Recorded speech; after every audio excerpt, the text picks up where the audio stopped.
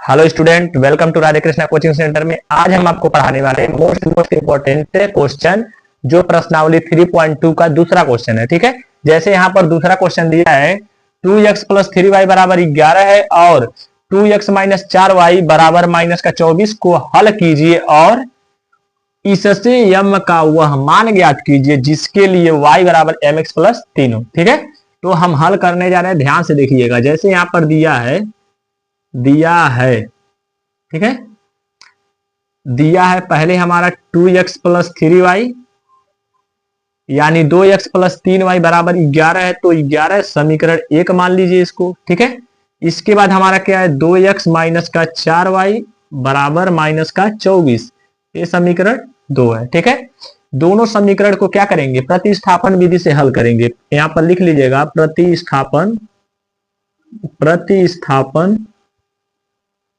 विधि से हल करने पर ठीक है। अब इसको हम प्रतिस्थापन विधि से हल करने जा रहे हैं। जैसे देखिए समीकरण 1 से आप चलिए, समीकरण 1 हम उठाएंगे, समीकरण 2x प्लस 3y बराबर का 11। ठीक है, अब आपको या तो x का मान निकाल लीजिए या तो y का मान निकाल लीजिए। हम x का मान निकालने जा रहे हैं। देखिए 2x है तो 2x ये प्लस है तो उस पक्ष में जाएगा तो क्या हो जाएगा 11 माइनस 3y। ठीक है, क्योंकि प्लस वाला जब बराबर के उधर जाता है तो माइनस हो जाता है। यहाँ 2x क्या कर रहा है, गुणा कर रहा है, तो उधर जाएगा 2 क्या करेगा, भाग करेगा, तो 11 माइनस 3y बटे 2 हो जाएगा। ठीक है, अब इस समीकरण इसको 3 मान लीजिए। ठीक है, अब समीकरण 3 का मान समीकरण 2 में रख दीजिए। यहां लिख दीजिएगा समीकरण 3 का मान समीकरण 2 में रखने पर ठीक है, समीकरण 2 क्या है, 2 है तो 2।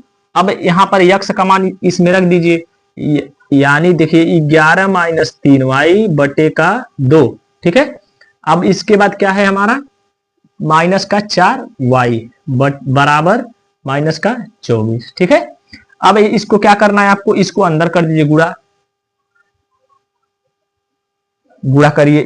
2 का पहाड़ा 11 बार पढ़ेंगे तो 11 दूना 22 हो जाता है। ठीक है, यानी 11 दूना 22, अब माइनस है तो माइनस, और 2 का गुणा 3 में करेंगे तो 2 3 क्या हो जाएगा 6। ठीक है, अब ये हो गया, और नीचे हमारा कितना है 2 है तो 2। ठीक है, माइनस का 4y है तो माइनस का 4y लिखिए बराबर माइनस का 24 है तो 24। ठीक है, अब देखिए इसके नीचे हम 1 लगा सकते हैं, 1 का गुणा इन दोनों में करेंगे तो हमारा 22 माइनस 6y वही होगा। इसके बाद माइनस है तो माइनस, 2 का गुणा हम 4 में करेंगे तो 2 चौका 8 होगा।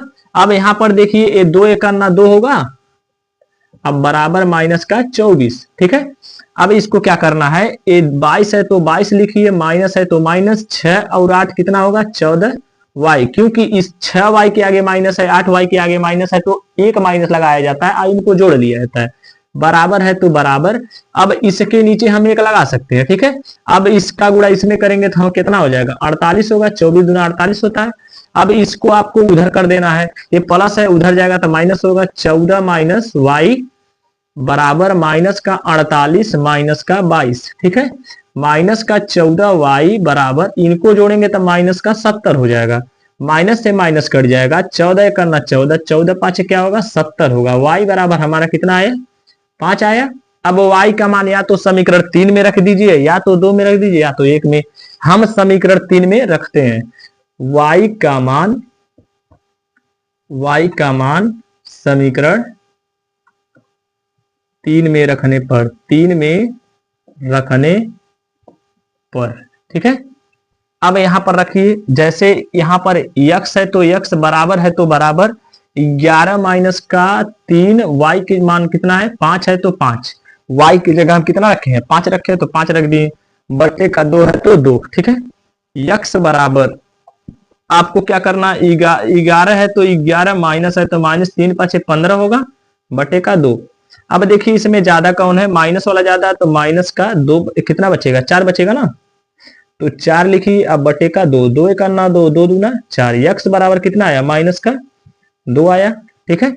अब इसी x का मान और y का मान, जो हमारा y का मान यहां निकला है, आपको इसी में रख देना है। आपको यहां पर रख दे रहे हैं, लिख दे रहे हैं आप x व y का मान, इसको आपको समीकरण क्या बना दे, हम यहाँ 4 बना दे रहे हैं, ठीक है। इसको 4 बना लीजिएगा, ठीक है, जगह कम होने के कारण वही बना दिए, ठीक है।